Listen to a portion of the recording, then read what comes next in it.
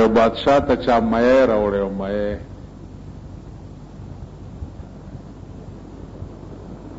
بادشاہ وی چې یاره دې سړي خو ډېر لوی اخلاص وکړو او ورکړ یو 15,000 روپۍ مې راوړې او 15,000 روپۍ بادشاہ ته ورکړ بادشاہ ولا ورکړي 15,000 روپۍ خزه ورتل بیختی وزه چې په یو مې ته 15,000 روپۍ ورکې نو د خزانه خو به بیړه تباک ول ښا ول راوي غواړي دا سړی پښتنه تکو چې دا مې نرو که خزا وا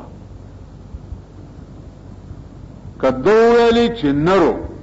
نو مونږ به وایو چې مونږ ته خزا مېنا پکار وا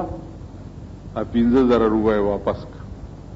او کدو ویل چې خزا وا نو مونږ به وایو چې مونږ ته نرمه یې پکارو نو 15,000 روپۍ به په دې چلتي واپس واړو سړی پوره د کارغه بچو چې واپس راوستل ماما دا مې نرو که خزا وا هغه بادشاہ قبله عالم دا نه نرو نه خزا وا نر خزیو دا مې نر خزیو خزه پیدا سیو کته بادشاہ ولو سوای ورکه ول 15,000 روپۍ نورې ورکه اوس خورور هغه چل دی مې نر خزه دی پوښوي چې ورته ګوري نامونه بدرته ملاويږي نو په دې مغاوره کېږي چې یو سړی ته مال خدای زیات ورکړي دی نو ته جوړ په دې خدای مهرباني ده حضرت عمر د قجورو باغ کې پزمکه ناشته او کمیس ته ټاکې ګڼي او د شام سفیر راغی خپل سفارت کاغذونه پیش کړي او ورته دا څه وکړه خو چې وی کته نو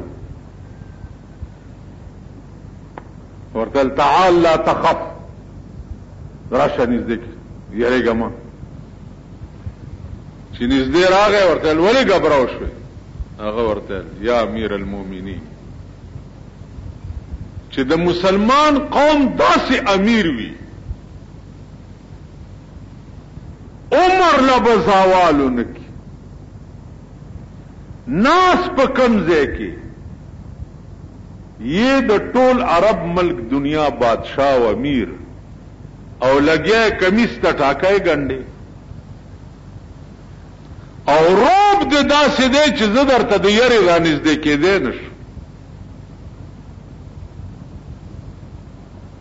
دا د لباس حالو کمیس یې اوږد اغوستی دی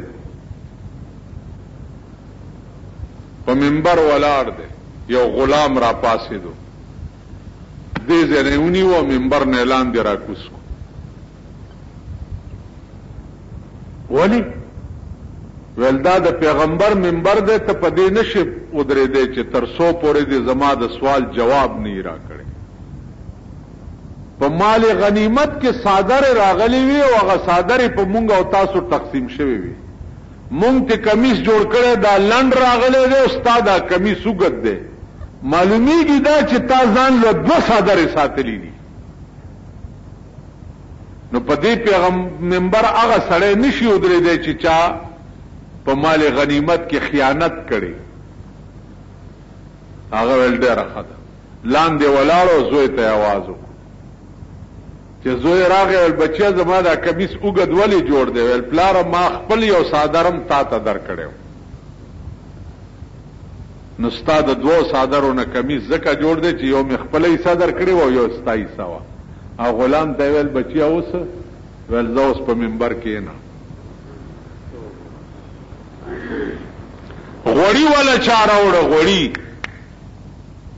دا څه ورته ګوري وای دا خو ډېر ښه شی دی دا غوړی ډېر ښه شی دی خو زما د خدای په ذات قسمی کوي وخورم ولی وی ترغه به نه خورم چې ترسو دا پته راتنی لګیدلی چې ټول قوم غوړی خوړلی دي چې دا پته راته نه لګېدلې تر هغې به زه دا غوړي ونه خورم. ووایې په ایمان نن مونږ داسې یو دا تاسو چې په ایمان راوړی دی او د چا کلمې ویلي دي دا لیډران دا داسې دي نو د امیر صاحب په ګرنیټ دا قوم ولګه که نه چې یو پاتې نشي.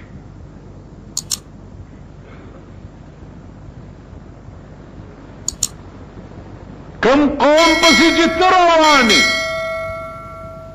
کم مشر پسې چې ته روانې د هغه زوی خو پرېږده د لور واده یم په انټر کانټیننټل هوټل کې کېږي او د یو ټایم د روټۍ خرچه 9 لکه روپۍ وي.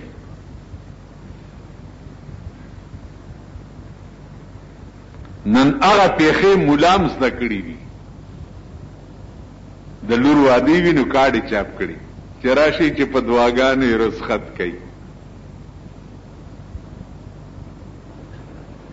نن هغه پیښې مونږ هم کوو ځکه چې د خرې میړه څوک وای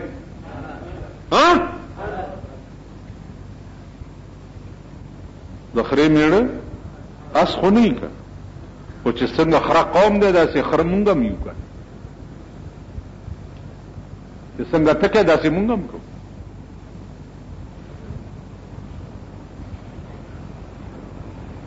حضرت عمر دغه ایمان سره چې څه وخت کې وفات کیږي دا ایمان او چې وفات شو عالم د ایمان څه دی کټ کې پروت دی او زنکدنې دی یو صحابي پوښتنې لراغې چې پوښتنې لراغې نو چا څه وخت کې واپس شو د ورپسې داسې وکته نو داغه دا لنګ چې دی داسې وګدو دا ګیټای پکې پټې وي چې ګیټای پټې وي نو ورته आवाज یې وکړو ویل دی خوراش آخر وخت مې دی وفات کېږم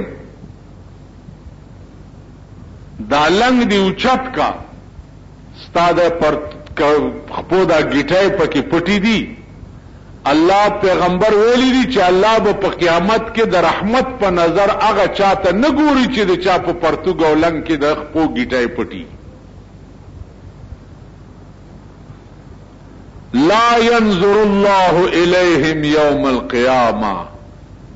الله به د رحمت په نظر هغه چاته نه ګوري چې د چا په پرتوګ کې یا په لنګ کې د خپو ګیټای پټي وي.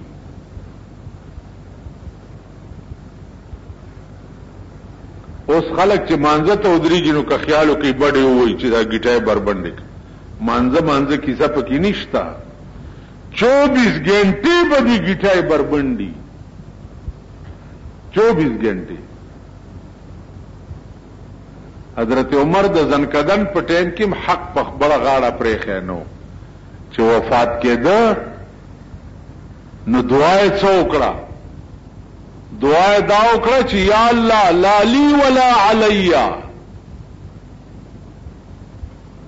خدای سغوارم نه چې جنت راکا حور راکا غلمانان راکا سغوارم نه لا لی ولا علی سغوارم نه خو چې خالی را تصونه وي چې پریمې دي 3 کاله پس د وفات نه رستو حضرت علی صاحب په خوب کې ولیدو حضرت عمر 3 کاله پس خولې په روانه حضرت علی ته تپوس کو چې عمر دا اولی خولې در نه بیږي ورته اے علی زه د خپل ژوند د حساب نه اوسوزګار شو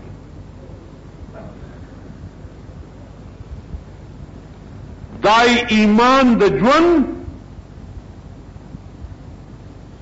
او ما د خپل زندګۍ حساب په 3 کاله کې خدای ته خلاص کړو ستا حساب په 5 کاله کې خلاصي